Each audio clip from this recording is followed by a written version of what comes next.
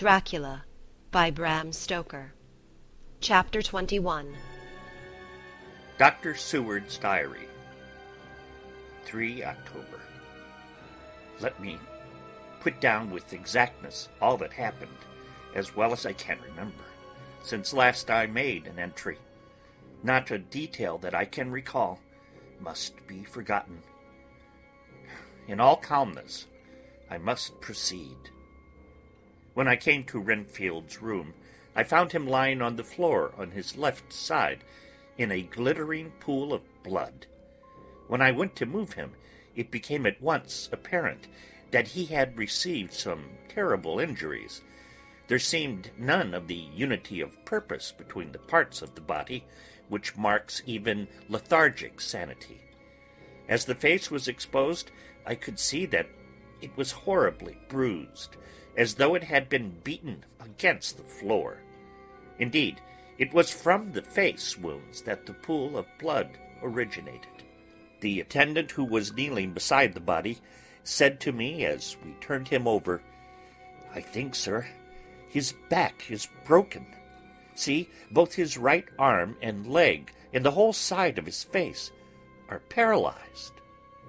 How such a thing could have happened puzzled the attendant beyond measure. He seemed quite bewildered, and his brows were gathered in as he said, "I can't understand the two things. He could mark his face like that by beating his own head on the floor. I saw a young woman do it once at the Eversfield asylum before anyone could lay hands on her, and I suppose he might have broken his neck by falling out of bed if he got in an awkward link. But for the life of me, I can't imagine how the two things occurred. If his back was broke, he couldn't beat his head, and if his head was like that before the fall out of bed, there would be marks of it." I said to him, "Go to Dr. Van Helsing and ask him to kindly come here at once. I want him without an instant's delay." The man ran off, and within a few minutes the professor, in his dressing gown and slippers, appeared. When he saw Renfield on the ground, he looked keenly at him a moment, and then turned to me. I think he recognized my thought in my eyes, for he said very quietly, manifestly for the ears of the attendant, "Ah, a sad accident. He will need very careful watching and much attention. I shall stay with you myself, but I shall first dress myself. If you will remain, I shall in a few minutes join you." The patient was now breathing stertorously, and it was easy to see that he had suffered some terrible injury. Van Helsing returned with extraordinary celerity, bearing with him a surgical case. He had evidently been thinking, and had his mind made up, for almost before he looked at the patient, he whispered to me, "Send the attendant away. We must be alone with him when he becomes conscious, after the operation." I said, "I think that you will do now, Simmons. We have done all that we can at present. You had better go to your rounds, and Dr. Van Helsing will operate. Let me know instantly if there be anything unusual anywhere." The man withdrew, and we went into a strict examination of the patient. The wounds of the face were superficial. The real injury was a depressed fracture of the skull, extending right up through the motor area. The professor thought a moment and said, "We must reduce the pressure and get back to normal conditions as far as can be. The rapidity of the suffusion shows the terrible nature of his injury. The whole motor area seems affected. The suffusion of the brain will increase quickly, so we must trephine at once, or it may be too late." As he was speaking, there was a soft tapping at the door. I went over and opened it, and found in the corridor without Arthur and Quincy in pajamas and slippers. The former spoke. "I heard your man call up Dr. Van Helsing and tell him of an accident. So I woke Quincy, or rather called for him, as he was not asleep. Things are moving too quickly and too strangely for sound sleep for any of us these times. I've been thinking that tomorrow night we'll not see things as they have been. We'll have to look back and forward a little more than we have done. May we come in? I nodded and held the door open till they entered. Then I closed it again. When Quincy saw the attitude and state of the patient, and noted the horrible pool on the floor, he said softly, "My God, what happened to him?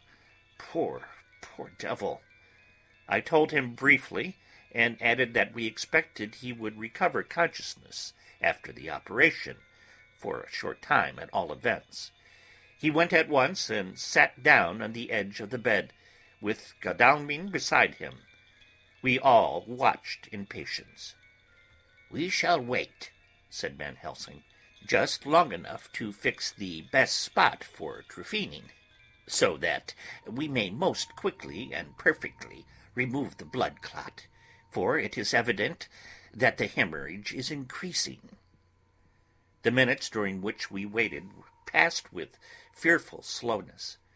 I had a horrible sinking in my heart, and from Van Helsing's face I gathered that he felt some fear or apprehension as to what was to come. I dreaded the words Renfield might speak. I was positively afraid to think. But the conviction of what was coming was on me, as I have read of men who have heard the death watch. The poor man's breathing came in uncertain gasps.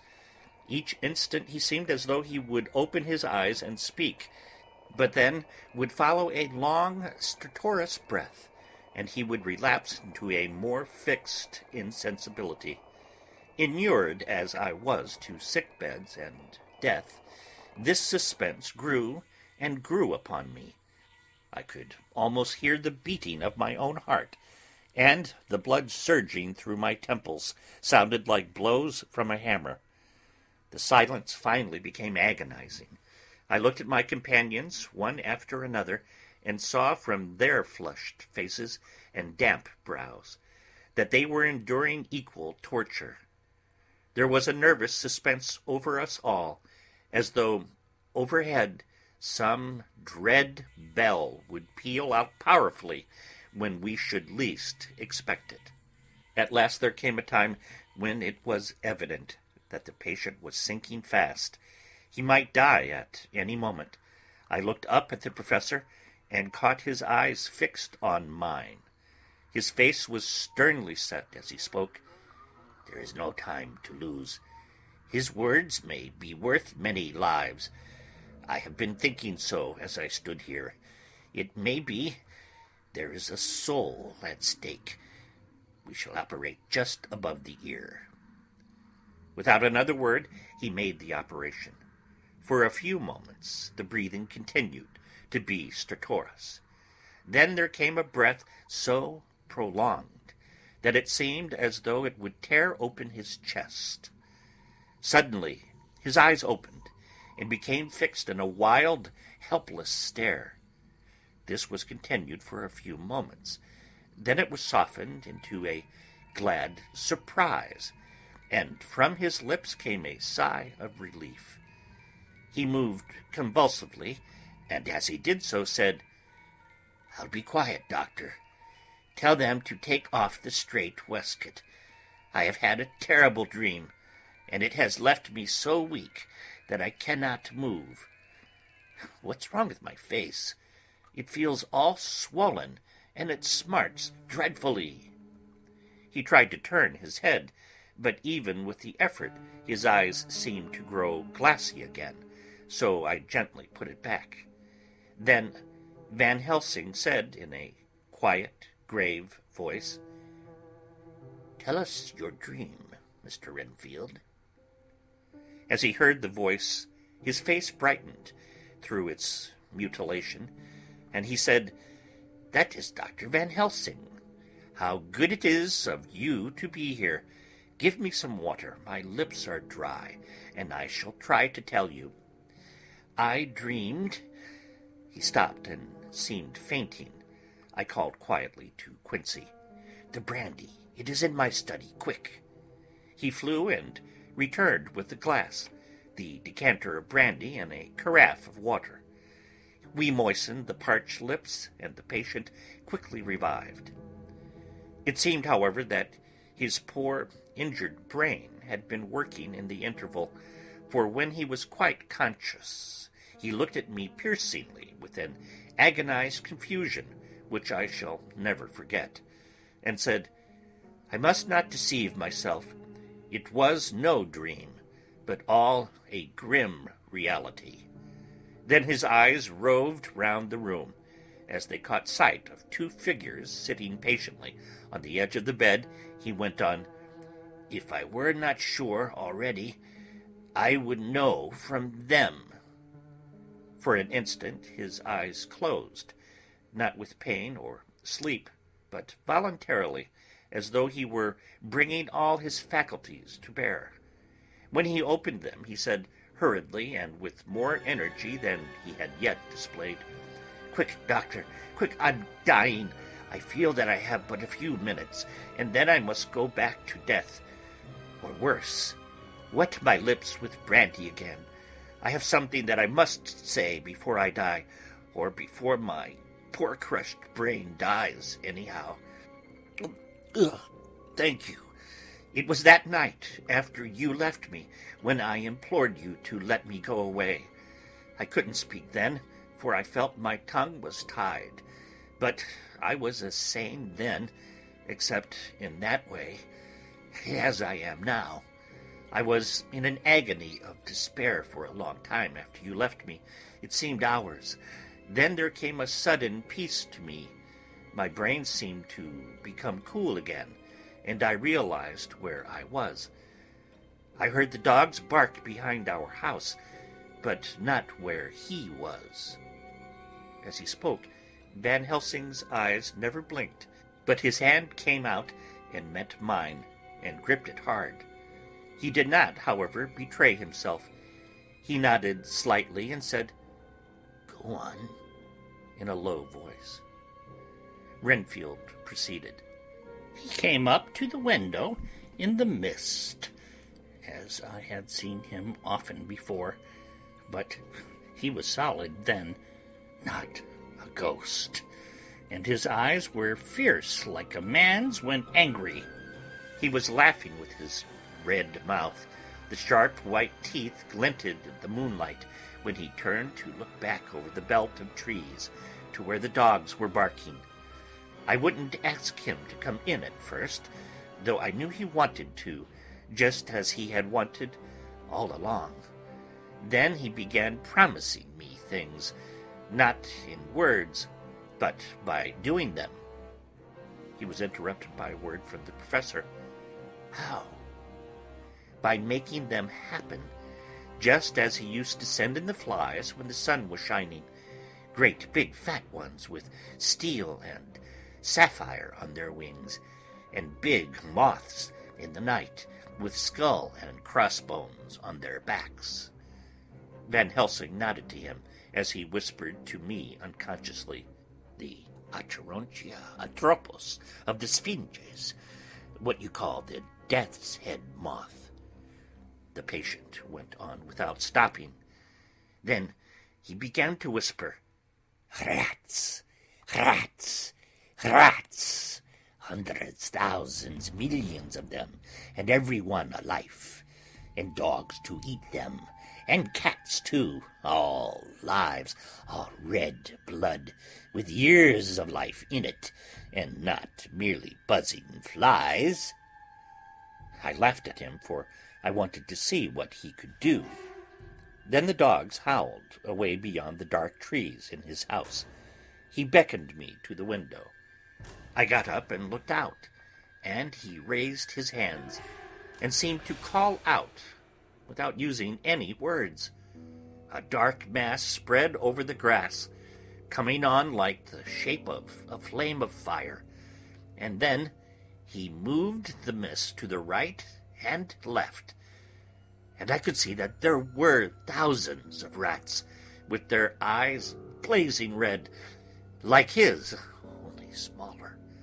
He held up his hand, and they all stopped, and I thought he seemed to be saying, "All these lives will I give you, aye, and many more and greater, through countless ages, if you will fall down and worship me."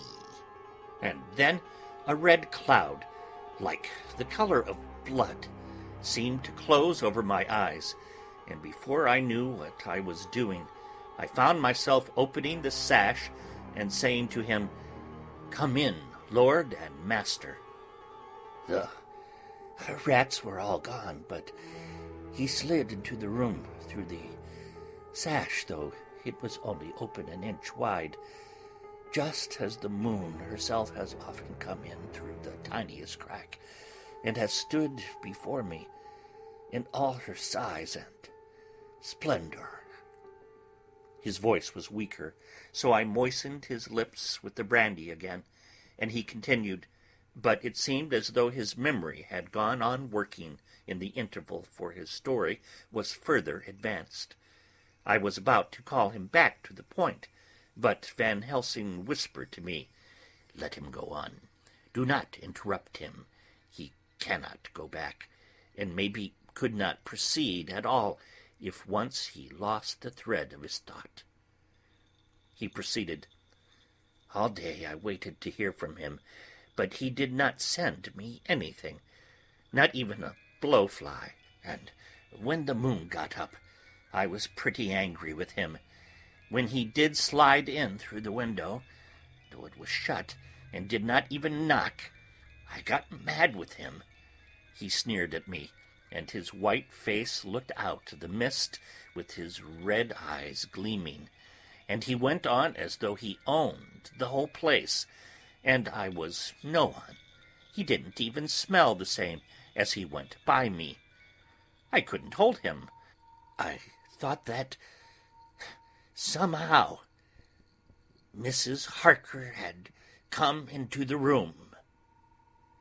The two men sitting on the bed stood up and came over, standing behind him so that he could not see them, but where they could hear better. They were both silent, but the professor started and quivered. His face, however, grew grimmer and sterner still. Renfield went on without noticing. "When Mrs. Harker came in to see me this afternoon, she wasn't the same. It was like the tea after the teapot has been watered." Here we all moved, but no one said a word. He went on, "I didn't know that she was here till she spoke. She didn't look the same. I don't care for the pale people. I like them with lots of blood in them, and hers all seemed to have run out. I didn't think of it at the time, but when she went away I began to think, and it made me mad to know that he had been taking the life out of her." I could feel that the rest quivered as I did, but we remained otherwise still. "So when he came tonight, I was ready for him. I saw the mist stealing in, and I grabbed it tight. I had heard that madmen have unnatural strength, and as I knew I was a madman, at times anyhow, I resolved to use my power.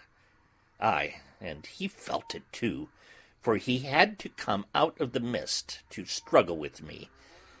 I held tight, and I thought I was going to win, for I didn't mean him to take any more of her life, till I saw his eyes. They burned into me, and my strength became like water. He slipped through it, and when I tried to cling to him, he raised me up and flung me down. There was a red cloud before me, and a noise like thunder, and the mist seemed to steal away under the door. His voice was becoming fainter, and his breath more stertorous. Van Helsing stood up instinctively. "We know the worst now," he said.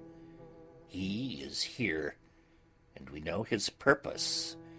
It may not be too late.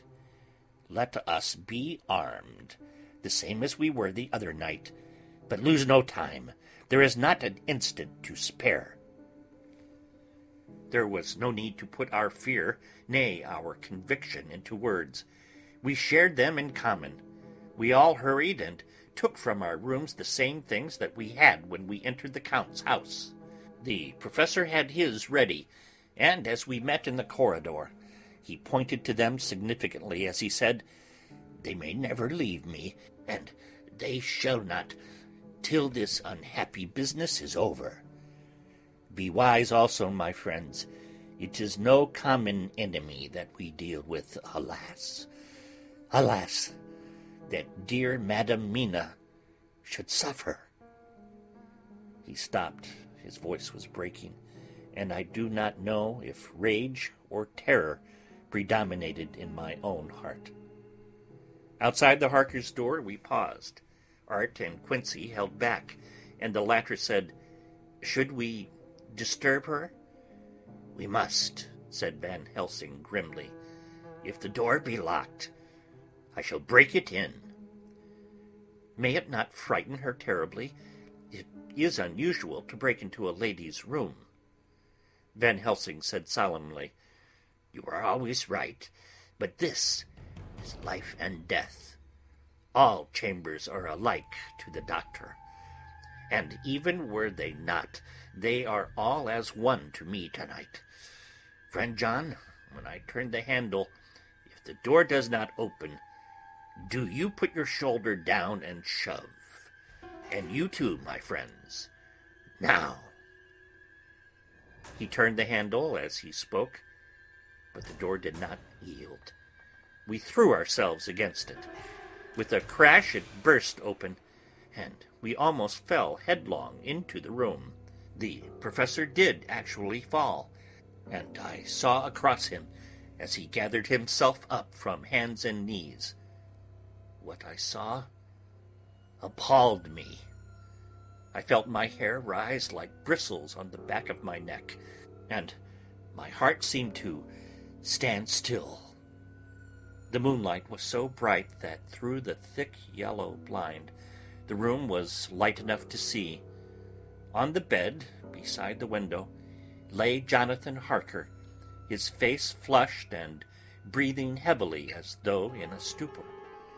Kneeling on the near edge of the bed, facing outward, was the white-clad figure of his wife. By her stood a tall, thin man, clad in black.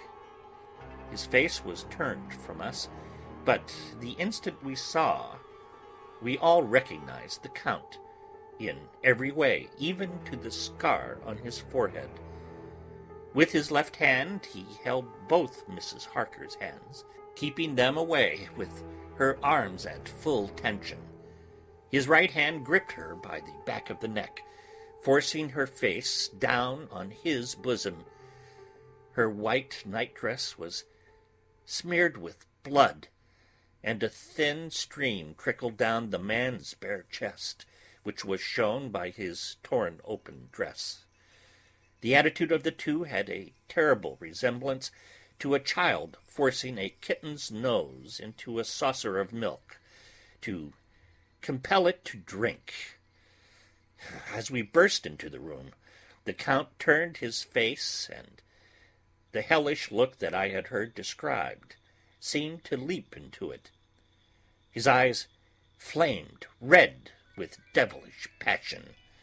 The great nostrils of the white, aquiline nose opened wide and quivered at the edge, and the white, sharp teeth behind the full lips of the blood-dripping mouth clamped together like those of a wild beast. With a wrench which threw his victim back upon the bed as though hurled from a height, he turned and sprang at us. But by this time the professor had gained his feet and was holding towards him the envelope which contained the sacred wafer. The Count suddenly stopped, just as poor Lucy had done outside the tomb, and cowered back. Further and further back he cowered, as we, lifting our crucifixes, advanced. The moonlight suddenly failed, as a great black cloud sailed across the sky, and when the gaslight sprang up under Quincy's match, we saw nothing but a faint vapor. This, as we looked, trailed under the door, which, with the recoil from its bursting open, had swung back to its old position. Van Helsing, Art, and I moved forward to Mrs. Harker, who by this time had drawn her breath, and with it had given a scream so wild, so ear-piercing, so despairing, that it seems to me now that it will ring in my ears till my dying day. For a few seconds she lay in her helpless attitude and disarray. Her face was ghastly, with a pallor which was accentuated by the blood which smeared her lips and cheeks and chin. From her throat trickled a thin stream of blood.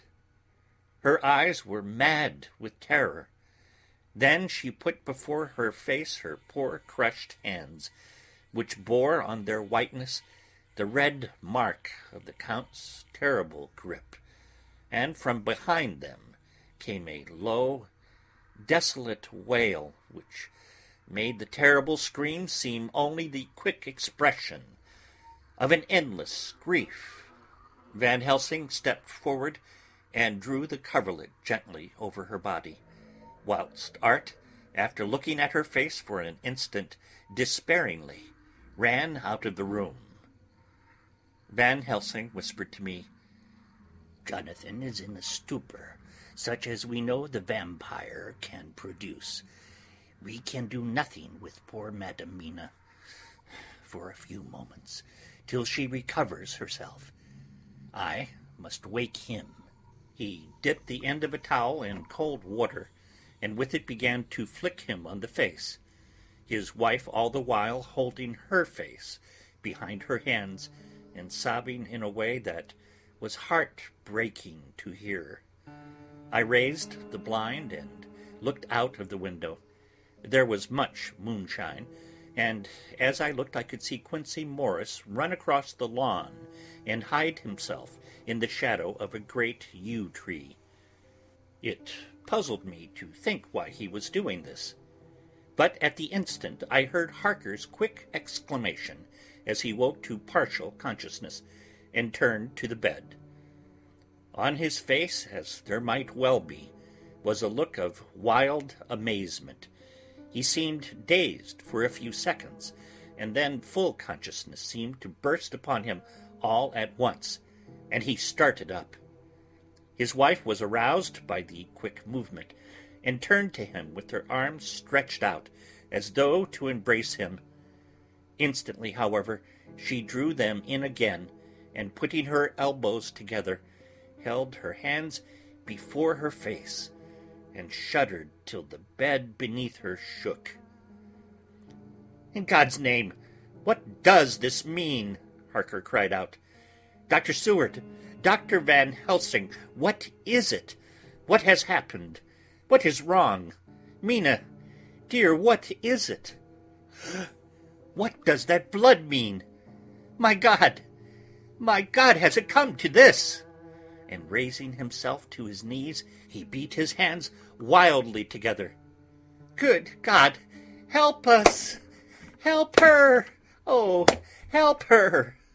With a quick movement, he jumped from bed and began to pull on his clothes, all the man in him awake at the need for instant exertion. "What has happened? Tell me all about it," he cried without pausing. "Dr. Van Helsing, you love Mina, I know. Oh, do something to save her. It cannot have gone too far yet. Guard her while I look for him." His wife, through her terror and horror and distress, saw some sure danger to him. Instantly forgetting her own grief, she seized hold of him and cried out, "No, no, Jonathan, you must not leave me. I have suffered enough tonight, God knows, without the dread of his harming you. You must stay with me. Stay with these friends who will watch over you." Her expression became frantic as she spoke, and he yielding to her, she pulled him down sitting on the bedside, and clung to him fiercely. Van Helsing and I tried to calm them both.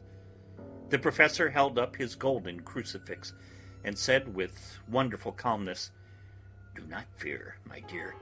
We are here, and whilst this is close to you, no foul thing can approach. You are safe for tonight, and we must be calm and take counsel together." She shuddered and was silent, holding down her head on her husband's breast. When she raised it, his white nightrobe was stained with blood where her lips had touched, and where the thin open wound in the neck had sent forth drops. The instant she saw it, she drew back with a low wail, and whispered amidst choking sobs, "Unclean, unclean. I must touch him or kiss him no more. Oh, that it should be that it is I who am now his worst enemy, and whom he may have most cause to fear." To this he spoke out resolutely, "Nonsense, Mina. It is a shame to me to hear such a word. I would not hear it of you, and I shall not hear it from you.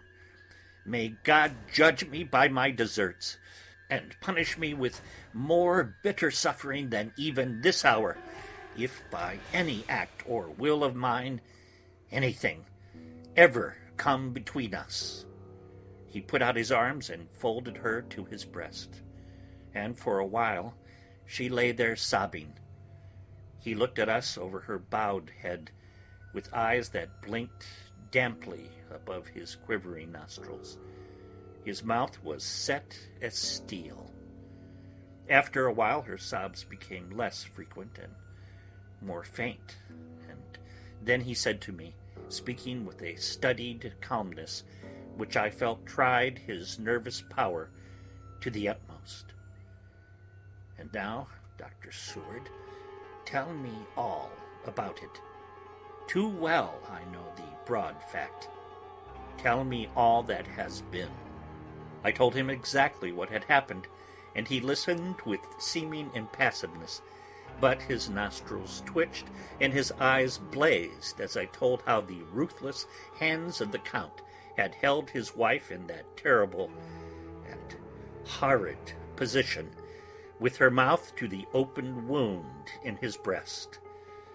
It interested me, even at that moment, to see that whilst the face of white set passion worked convulsively over the bowed head, the hands tenderly and lovingly stroked the ruffled hair. Just as I had finished, Quincey and Godalming knocked at the door. They entered in obedience to our summons. Van Helsing looked at me questioningly. I understood him to mean if we were to take advantage of their coming to divert, if possible, the thoughts of the unhappy husband and wife from each other and from themselves. So, on nodding acquiescence to him, he asked them what they had seen or done, to which Lord Godalming answered, "I could not see him anywhere in the passage or in any of our rooms. I looked in the study, but though he had been there, he had gone. He had, however—" He stopped suddenly, looking at the poor drooping figure on the bed. Van Helsing said gravely, "Go on, friend Arthur. We want here no more concealments. Our hope now is in knowing all. Tell freely." So Art went on. He had been there, and though it could only have been for a few seconds, he made rare hay of the place. All the manuscript had been burned, and the blue flames were flickering amongst the white ashes. The cylinders of your phonograph, too, were thrown on the fire, and the wax had helped the flames. Here I interrupted. Thank God there is the other copy in the safe. His face lit for a moment, but fell again as he went on. I ran downstairs then, but could see no sign of him. I looked into Renfield's room, but there was no trace there, except... Again he paused. "Go on," said Harker hoarsely. So he bowed his head and, moistening his lips with his tongue, added, "Except that the poor fellow is dead." Mrs. Harker raised her head, looking from one to the other of us. She said solemnly, "God's will be done." I could not but feel that art was keeping back something. But as I took it that it was with a purpose, I said nothing. Van Helsing turned to Morris and asked, "And you, friend Quincey, have you any to tell?" "A little," he answered. "It may be much eventually, but at present I can't say. I thought it well to know, if possible, where the Count would go when he left the house. I did not see him, but I saw a bat rise from Renfield's window and flap westward. I expected to see him in some shape go back to Carfax, but he evidently sought some other lair. He will not be back tonight, for the sky is reddening in the east, and the dawn is close. We must work tomorrow." He said the latter through his shut teeth. For a space of perhaps a couple of minutes there was silence, and I could fancy that I could hear the sounds of our hearts beating. Then Van Helsing said, placing his hand tenderly on Mrs. Harker's head, "And now, Madam Mina, poor dear Madam Mina, tell us exactly what happened. God knows that I do not want that you be pained, but it is need that we know all. For now more than ever has all work to be done quick and sharp, and in deadly earnest. The day is close to us that must end all, if it may be so, and now is the chance that we may live and learn." The poor dear lady shivered, and I could see the tension of her nerves as she clasped her husband closer to her and bent her head lower and lower still on his breast. Then she raised her head proudly and held out one hand to Van Helsing, who took it in his, and after stooping and kissing it reverently, held it fast. The other hand was locked in that of her husband, who held his other arm thrown round her protectingly. After a pause in which she was evidently ordering her thoughts, she began. "I took the sleeping draught which you had so kindly given me, but for a long time it did not act. I seemed to have become more wakeful, and myriads of horrible fancies began to crowd in upon my mind, all of them connected with death and vampires, with blood and pain and trouble." Her husband involuntarily groaned as she turned to him and said lovingly, "Do not fret, dear. You must be brave and strong, and help me through this horrible task. If you only knew what an effort it is to me to tell of this fearful thing at all, you would understand how much I need your help.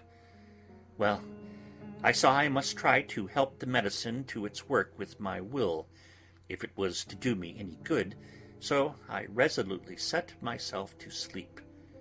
Sure enough, sleep must soon have come to me, for I remember no more. Jonathan, coming in, had not waked me, for he lay by my side when next I remember. There was in the room the same thin white mist that I had noticed before, but I forgot now, if you know of this. You will find it in my diary, which I shall show you later. I felt the same vague terror which had come to me before, and the same sense of some presence. I turned to wake Jonathan, but found that he slept so soundly that it seemed as if it was he who had taken the sleeping draught, and not I. I tried, but I could not wake him. This caused me a great fear, and I looked around terrified. Then, indeed, my heart sank within me. Beside the bed, as if he had stepped out of the mist, or rather as if the mist had turned into his figure, for it had entirely disappeared, stood a tall, thin man, all in black.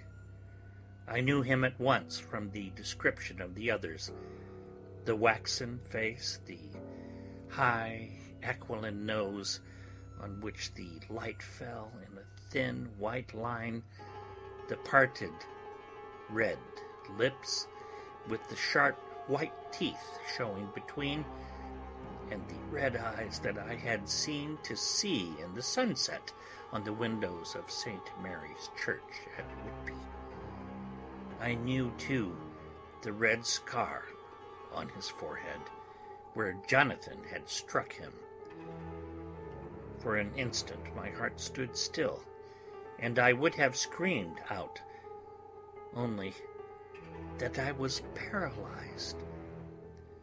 In the pause he spoke in a sort of keen, cutting whisper, pointing as he spoke to Jonathan. "Silence. If you make a sound, I shall take him and dash his brains out before your very eyes." I was appalled and was too bewildered to do or say anything. With a mocking smile he placed one hand upon my shoulder and, holding me tight, bared my throat with the other, saying as he did so, "First, a little refreshment to reward my exertions. You may as well be quiet. It is not the first time, or the second, that your veins have appeased my thirst." I was bewildered, and strangely enough, I did not want to hinder him. I suppose it is a part of the horrible curse that such is when his touch is on his victim. And oh, my God, pity me. He placed his reeking lips upon my throat. Her husband groaned again.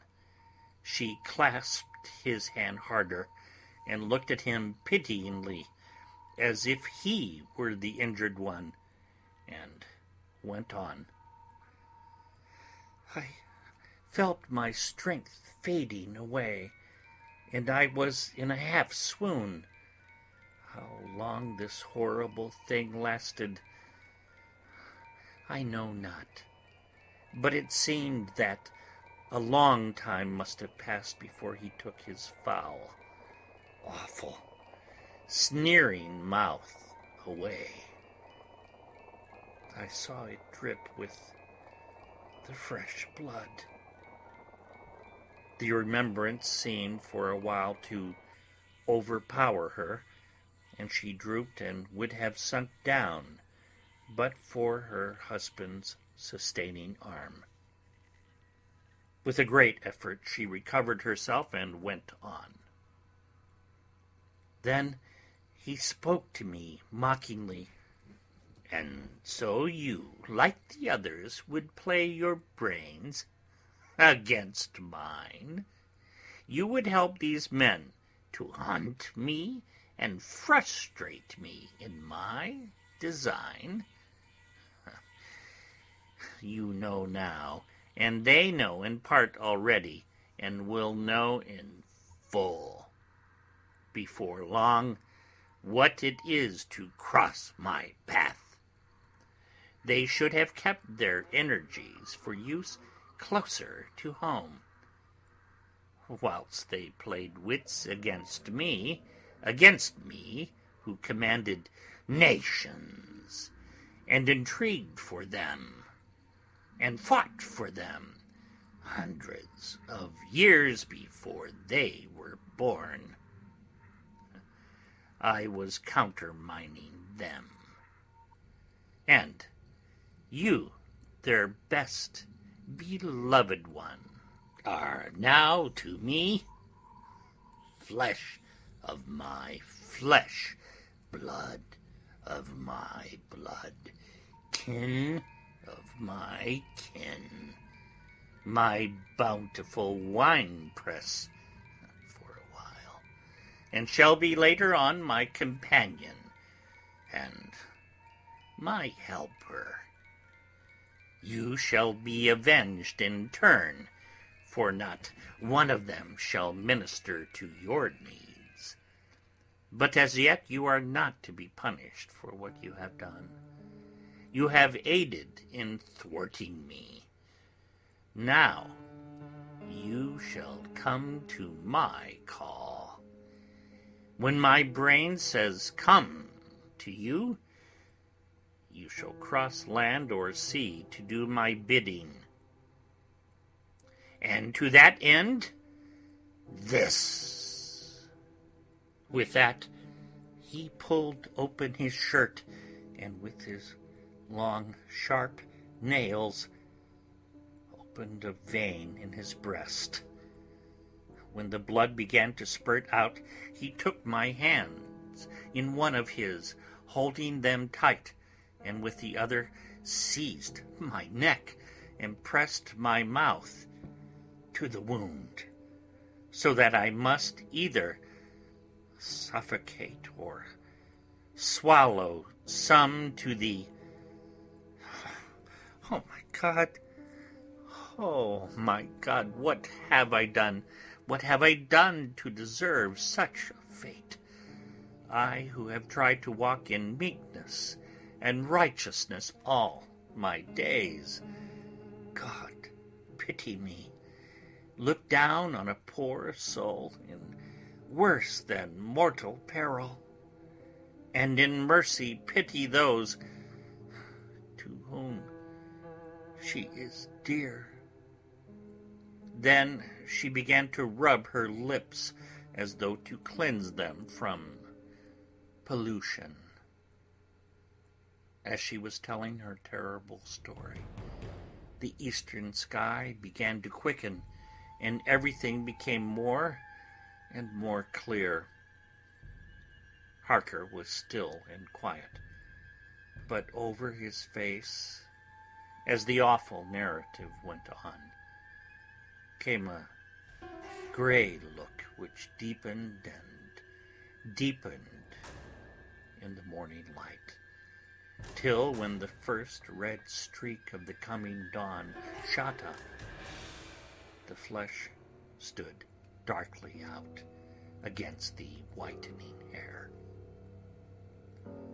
We have arranged that one of us is to stay within call of the unhappy pair till we can meet together and arrange about taking action.